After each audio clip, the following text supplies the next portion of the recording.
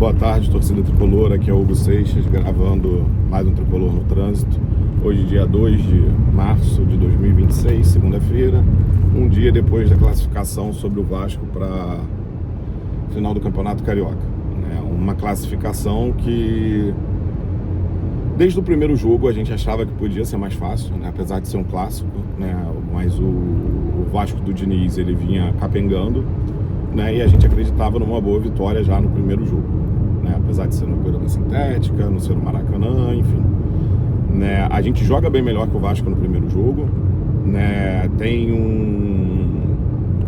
uma expulsão, por causa de uma jogada ensaiada que foi mal ensaiada, naquele momento foi mal executada, E mesmo com esse jogador a menos, a gente faz um jogo melhor que o Vasco, tem mais chances de ampliar o placar, mas no final das contas não deu. Então a gente veio para o Maracanã com o Vasco teoricamente em crise, o Coutinho já tinha saído, o Diniz ia mandado embora depois do primeiro jogo contra o Fluminense, tudo parecia estar favorecendo a gente, inclusive no início do jogo, Logo no início do jogo, numa das primeiras jogadas do jogo, o Canóbio sofre um pênalti, para delírio da torcida, e aí você tem uma reunião de condomínio em volta ali da marca do pênalti, para decidir quem vai cobrar e quem cobra o René.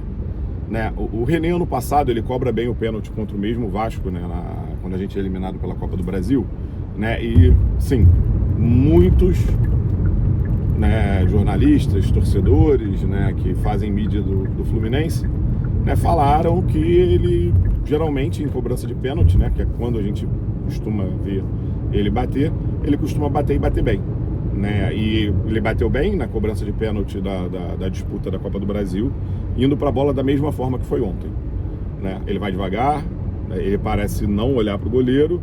Ontem ele tirou muito do goleiro, tirou tanto que tirou até do gol, O Léo Jardim em nenhum momento indica para que lado que vai, mas parece que, se o René de fato não olha para o goleiro, parece que isso não importa para o René.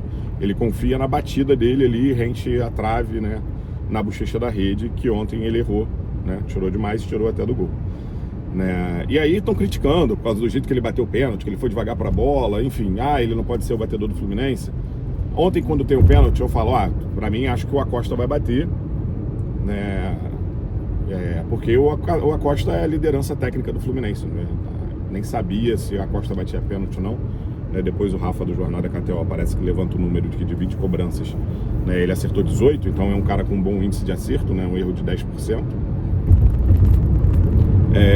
Talvez ele fosse o cara que devesse assumir aquela bola, mas é isso. O Fluminense não tem um batedor de pênalti desde que o Fred se aposentou, entendeu? Não tem ninguém para pegar a bola e falar, é minha. Talvez o jogador que fizesse isso, o problema é que falha constantemente nas cobranças, é o Germancano, ele tenta assumir, aí ele começa acertando e depois dá ruim, aí ele sai e vai bater outro jogador, Então, cara, a gente precisa ter um batedor de pênalti, Se o Ganso não é titular, a gente precisa, entre os titulares, ter um batedor de pênalti, Ontem eu até falei assim, o coração queria muito que quem pegasse essa bola e batesse esse pênalti, fosse o JK, porque ele tá um tempinho sem fazer gol e tal, tá tendo um bom início de ano, mas é aquilo, era o coração querendo, porque o JK não bate bem, apesar de, acho que o aproveitamento dele não é ruim, jogando pelo profissional do Fluminense, mas o JK não bate bem, ele bate mal, enfim, a gente teve essa chance de, já trouxe 1-0 do primeiro jogo, de fazer 1-0 aqui, e aí, cara, eu acho que era botar o Vasco na roda, e se bobear, dar um sacode no Vasco, mas não, a gente perde o pênalti, o René perde o pênalti, e assim como na disputa de pênalti, batido para fora, o Léo Jardim não defende, e aí, cara, o time do Fluminense sente, assim como sentiu o pênalti mal marcado contra o Palmeiras, sente a perda desse pênalti contra o Vasco, e aí vai para uma trocação contra o Vasco que era completamente desnecessária, a gente tinha a vantagem no placar, sendo que nessa trocação, diferente da trocação que a gente fez com o Palmeiras, a gente não consegue criar nada, e o Vasco tem as melhores chances, durante o primeiro tempo, durante quase o segundo tempo inteiro, e quase no tempo normal, tira a classificação da gente, o Vasco faz um gol num erro de uma saída de bola do René, se eu não me engano, O René ontem foi muito mal, eu acho que ele também sente a perda do pênalti, né? Sendo que qual é o problema? A gente toma um gol num erro do René, né? E o René já tendo perdido o pênalti, aí você tem que vaiar, você quer vaiar o René, né?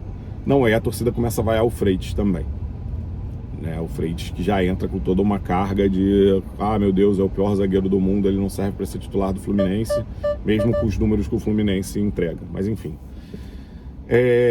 E é isso, a nossa linha defensiva ontem, né, não funciona bem, o Samuel Xavier vai muito mal, né, o Gêmeos também não joga bem, erra várias vezes a saída de bola, né, e mais uma vez eu vou bater na tecla, o nosso zagueiro, da nossa linha de 4 defensores, o cara que menos errou foi o Freitas, tá?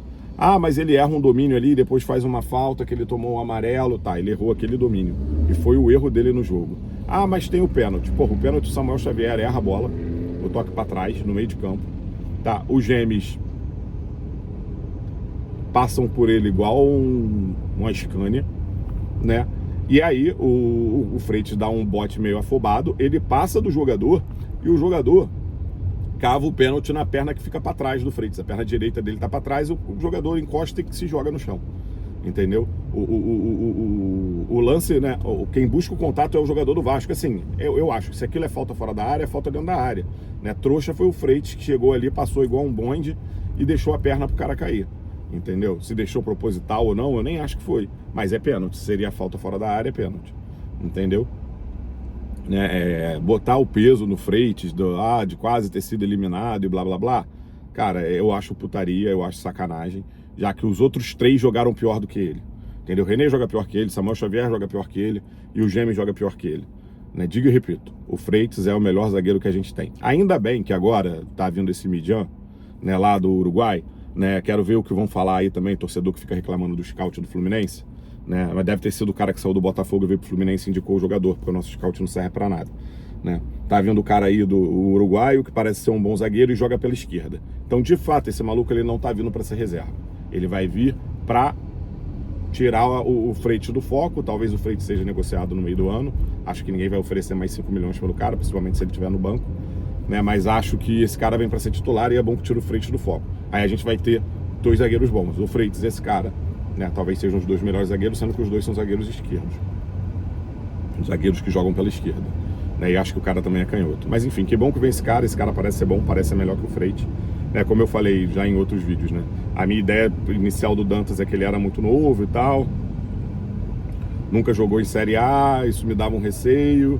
Mas tem uma parada boa que os números do Dantas eram muito bons, assim, né? Melhores do que do Adrielson, por exemplo. Né? E parecia que isso podia ser o cara que veio para ser titular e deslocar os Gêmeos para a esquerda.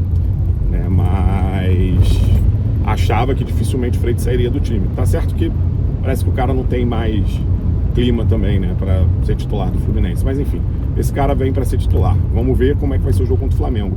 O Freitas ontem toma amarelo jogando e quando sai, né, fica reclamando pra cacete, parece que tentando forçar um amarelo, porque ele já estaria fora do jogo contra o Flamengo e não deixaria essa decisão no mão do Zubeldia. Enfim, talvez ele peça para não jogar. Não sei se ele é esse tipo de jogador.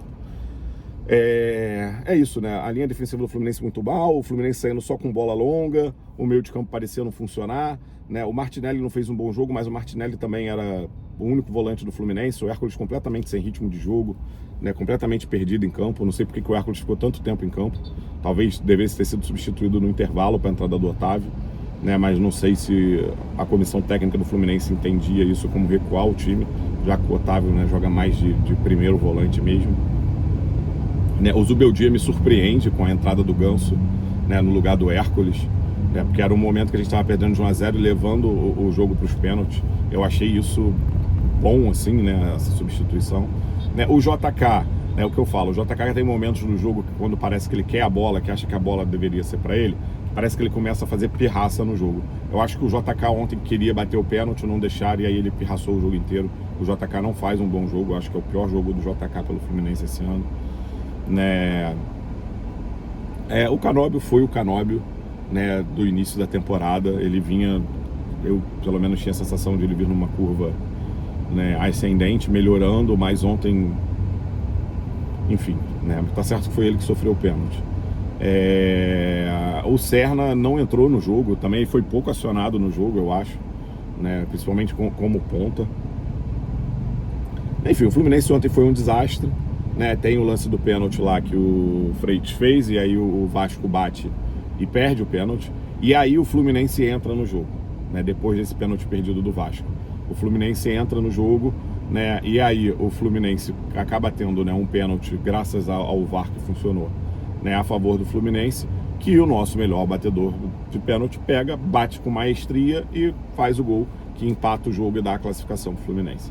Né, o resto aí é festa, né? É isso, sim, né? O Fluminense se esforçou para entregar a classificação para a final para o Vasco.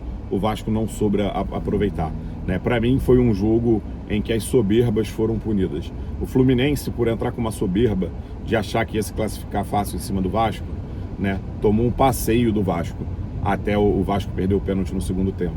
E a soberba de alguns jogadores do Vasco, tipo o senhor Cauã Barros e Robert Renan, né, que fizeram comemoraçãozinha e tal, não sei o que, né, ficaram espizinhando o jogador do Fluminense e no final das contas se fuderam, né, mais uma vez, né? Vai disputar para não cair no Campeonato Brasileiro, né? Talvez a única pequena chance de título que eles tinham seria o Campeonato Carioca, não vão ganhar nada, e o título do Vasco no final do ano é não ser rebaixado, né, como tem sido nos últimos anos. É isso, jogo ruim, espero que esse jogo ruim não se repita contra o Flamengo. Eu espero que o Zubeldia não escalhe o Freitas como titular, tá? Eu acho ele o nosso melhor zagueiro, mas a torcida vai vaiar o Freitas se o Fábio errar, tá? Então, assim, acho que não dá pro cara estar lá, né? A gente sabe que se der espaço para a torcida dos caras, deixar eles gostarem do jogo, eles cantam e empurram o Flamengo. Contra a gente isso é difícil, porque é torcida de teatro, mas a gente não pode dar esse espaço. Vários momentos do jogo ontem, o Vasco, mesmo em menor quantidade, superava a gente na arquibancada, simplesmente porque a nossa torcida, ao invés de estar incentivando, cantando, estava parando de cantar para vaiar o Freitas, entendeu? Então eu acho que domingo, mesmo ele sendo o melhor zagueiro que a gente tem, o Freitas não deve ir pro jogo. Beleza? Saudações tricolores, espero que o caçador de urubu me faça fazer o urso no domingo. Faz o urso.